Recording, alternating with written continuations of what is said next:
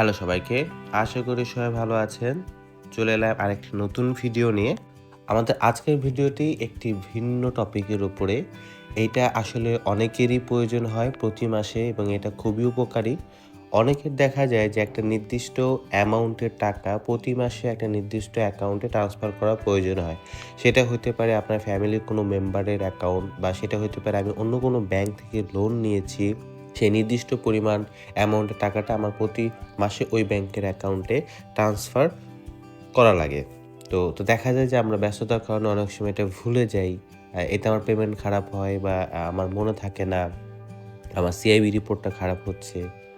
তো এটা আমি এখান থেকেই কিন্তু আমি ইনস্ট্রাকশনটা সেট করে দিতে পারবো, যেটা প্রতি মাসে আমাকে আর মনে করতে হবে না এবং আমি একটা এসএমএসও পাবো যে আমার অ্যাকাউন্টে ব্যালেন্স আছে কিনা ওই সময়টা।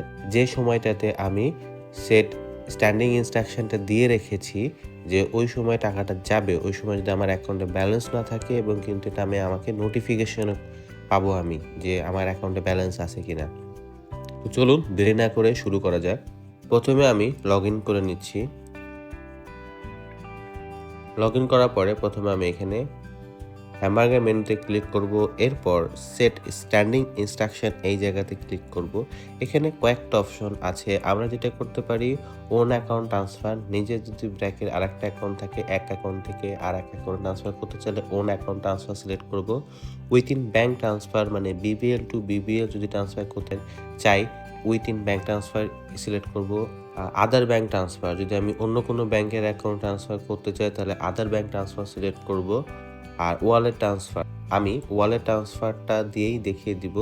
এখানে এই অপশনগুলো আছে, আপনারা দেখে নেবেন। আর আমার যে শেষে শো অল এসআই মানে আমি এখানে কতগুলো স্ট্যান্ডিং ইনস্ট্রাকশন দিয়েছি এখানে এক ক্লিকেই আমি সবগুলো দেখতে পারবো। তো আমার যদি কোনোটাই সেট করা নাই তো এখানে আমি ক্লিক করলে দেখতে পারবো না।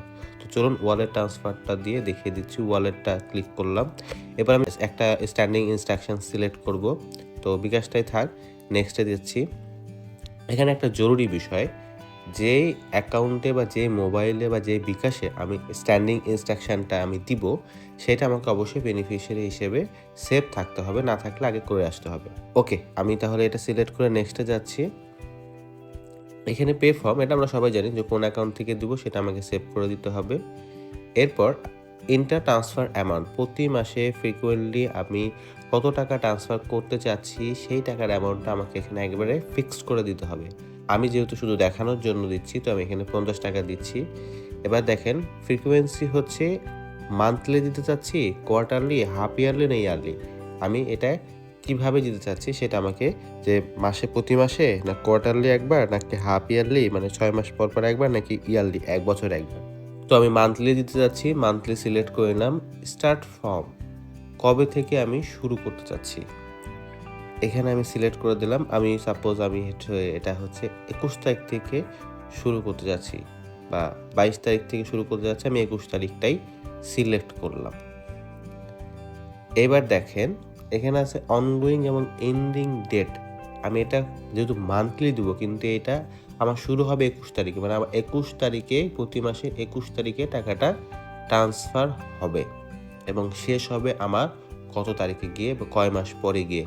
এরপর অনগোয়িং তো আছে, এবার এন্ডিং ডেটটা সিলেক্ট করব। করার পরে এখানে আমাকে এন্ডিং ডেটটা দিতে হবে। দেখেন এখানে কিন্তু আমার ওই 21 তারিখটা অটোমেটিকভাবেই কিন্তু চলে আসছে, কারণ কি আমার টাকাটা ট্রান্সফার হবে কয় তারিখে, 21 তারিখে। আমি প্রথমে যে ডেটটা আমি এখানে দিব সেই ডেটে কিন্তু টাকাটা ট্রান্সফার হবে প্রতি মাসে। এখন আমাকে সিলেক্ট করে দিতে হবে যেটা আমি কত বছর বা কত মাস এইটা আমাকে পে করতে হবে। জাস্ট এখানে আমি যাব।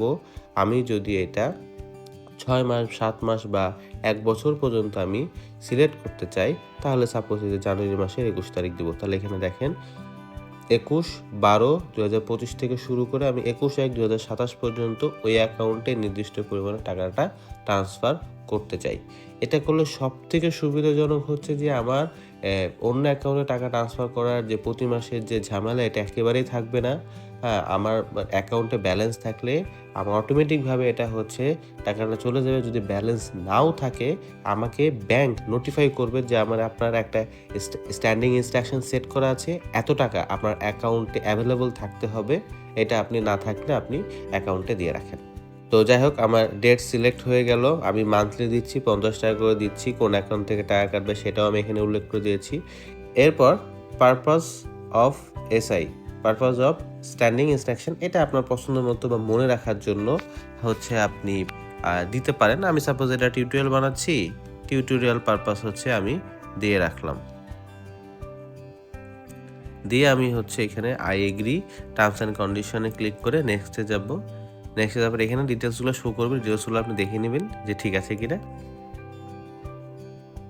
এরপর সেট এসআই ইনস্ট্রাকশনে ক্লিক করলাম।